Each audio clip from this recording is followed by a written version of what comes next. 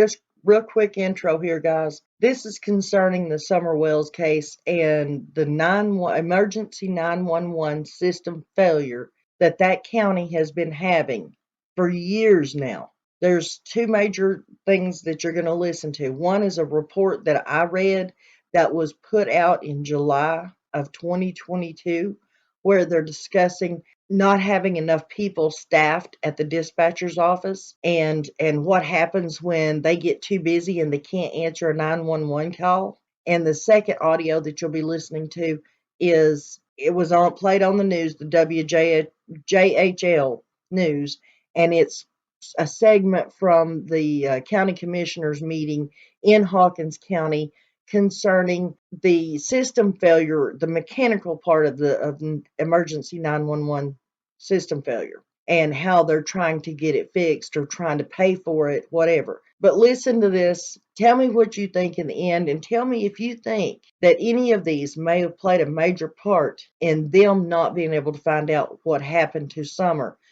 simply because they didn't get there in time. Tell me what you think. Listen up. Listen till the end, and I'll be back at the end to close this out. Rogersville, Hawkins County's E911 is so understaffed that administrators are having to pick up shifts answering calls and dispatch. Normally, Hawkins County Emergency Communications District has 8 full-time dispatchers, but the agency currently only has 5. It's the pay and the stress of the job. E91 Director Lynn Campbell said, when people can drive 30 minutes either way and make $2 or $3 more an hour, that's what they would rather do. Campbell said that the pressure of the job is another reason the agency has difficulty hiring dispatchers.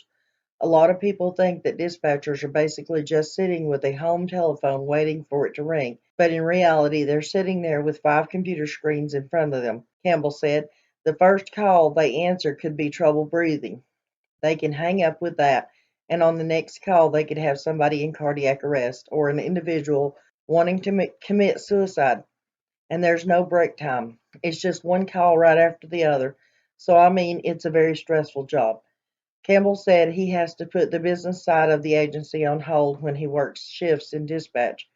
The days that I'm not on shift, I'm in the office doing the director work. Campbell says, as a director, I handle the business, day-to-day operations. That's what makes it run. So when I'm on shift, I can't do that because I can't do both at the same time. So basically, the business part just gets put on hold when I have to work in dispatch. Campbell says the state pays for 911, which is the equipment required for people to be able to call the emergency line.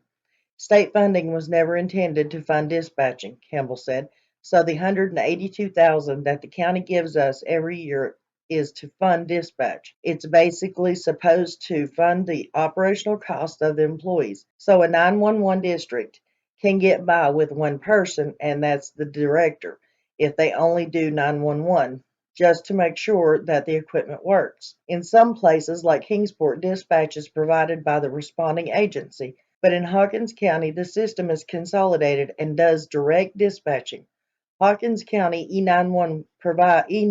E911 provides dispatching services for 22 agencies. We are the lowest paid 911 center that the direct dispatches, Campbell said. Campbell also said he is required to set aside funds in the event that any 911 equipment needs to be repaired or replaced. We have to keep enough money in reserves that if our radio system goes down, then we have the money to replace it, Campbell said. If our phone system goes down, we have to replace it immediately. It's not the same for the county. If a truck tears up, they can just not fix it for a couple of months until they find money. We can't do that. In the most recent draft of the county's 2022-2023 budget, E911 is to receive approximately $400,000 to increase its starting pay to $15 an hour, Campbell said. That is recurring funding. Campbell said it is important to have a certain number of dispatchers in order to prevent delays that could be critical in the time of sensitive emergency. Once staffing gets to a critical level, you might be waiting for the phone to be answered, Campbell said. Your call is not going to go unanswered because 911 call will always get answered, but it might not be the right county. So if we're so busy that we don't answer the phone after so many rings, then it rolls over to Granger County. This keeps delaying your call because all Granger County is going to do is just refer back to us. And if we're still busy at the time, it's going to go back to Granger County. So if you're experiencing a critical event such as a cardiac arrest or you're involved in a motor vehicle accident, time is of the essence. The Hawkins County Commission will vote on the 2022-2023 budget on Monday. And this report was wrote July the 25th, 2022 by Tessa Worley. And this is a news briefing or a news, it was on the news 2 years ago, June 17th, 2020. It's Hawkins County 911 radio communication issues. So all the way back to 2020, dispatch and E911 in Hawkins County were having problems and issues. So listen to this. Hawkins County's Public Safety Committee took a long-awaited step tonight in getting the county back on track after a system failure where the towers linking the communications radio network failed at the end of last year. That system is made up of several radio towers that send and receive frequencies across Hawkins County. Ainsley Daniel was at a heated meeting earlier today. Josh, that system failure causing continuous issues for first responders and rescue squads across Hawkins County. Tonight, several spoke up in a heated Public Safety Committee meeting. In an emergency, it's the lifeline. Go ahead. I'm here. That 911 call coming from a plane crash in Sir Gowensville just last month. You can hear right there the members trying to, he was actually trying to communicate with me and tell me, what he's seen and stuff. The clicking noises and static, a constant issue for first responders in Hawkins County after their system failed in December, disconnecting the towers that transmit the calls. Talking about something you know nothing about. Here you go. How's that? Out of order. Don't talk anymore. So don't fuss at me, son. Don't fuss at me. You know nothing about it. You know what? I don't. But we've been waiting for 6 months to find somebody to buy it. Wednesday, that issue coming to a head where the Public Safety Committee approved spending up to $30,000 to restore the system with the original provider, AMK, while also exploring other options. One, a digital system costing more than $900,000. The other, a state-operated radio system with a price tag of over $4.5 million. The licensing, we were just told, could take anywhere from a couple of months to a couple of years. So we just was looking at it to go back like it was, prior November, so that we can get people at least back as safe as they were then. Emergency Management Director Jamie Miller says now the issue is countywide with all first responders. Our goal with fixing this system was not to take the system to where it was in November. Our goal with this was to take communications in this county to a place it's never been. Those working the front lines worry today's vote for a temporary solution could become the permanent fix. No matter what, we have to be able to talk. That's our lifeline to dispatch, to be able to talk. And so, we've got to have a reliable communications everywhere that we cover throughout the county. Today's vote will go to the full commission at their meeting next Monday, June 22nd at 6 p.m. at the Hawkins County Courthouse. Sarah? Now, between that one news episode where it played live from one of the county commission meetings was all the way back in June of 2020, June 17th of 2020.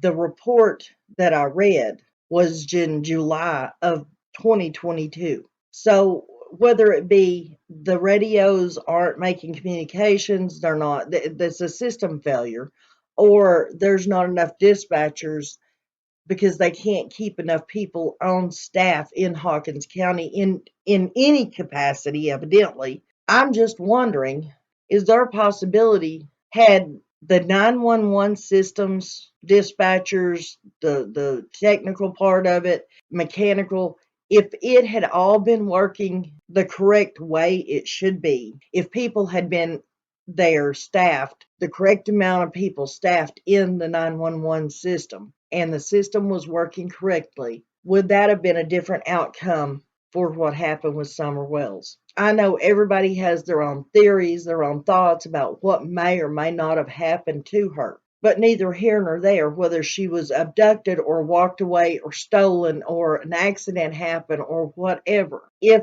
law enforcement had gotten there in time, would things have been a little different? Now, we know Ronnie Lawson himself said that Summer went missing quite a while before the 6:30 when the response dispatch was played. It was played at what, 6:27? That's when they were sending officers out to 110 Ben Hill. But what time did Candace actually make the 911 call? What time did Don Wells actually make the 911 call? Is it a possibility that they made those phone calls around 4:30, 5:30?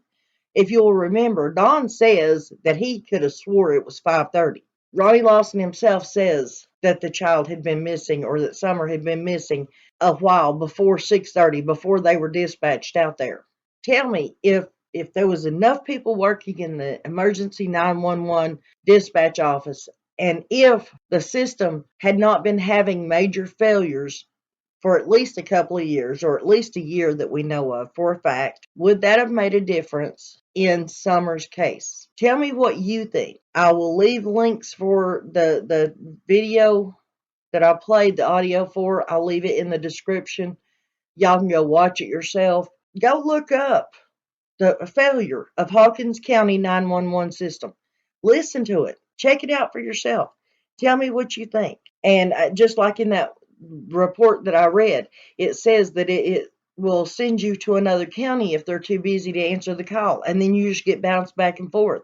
Is that what happened? Because remember, Don says that when he called 911, it sent him to Washington County, I believe it is, and then they had to transfer him back to Hawkins County. Would it have made a difference in Summer's disappearance if the 911 system, whether it be mechanical or human error, if it had been working correctly, would it have made a difference in this case? I mean, if y'all remember, it did take them 8 days to set up a roadblock. Tell me what you think, and I'll see you on the next video.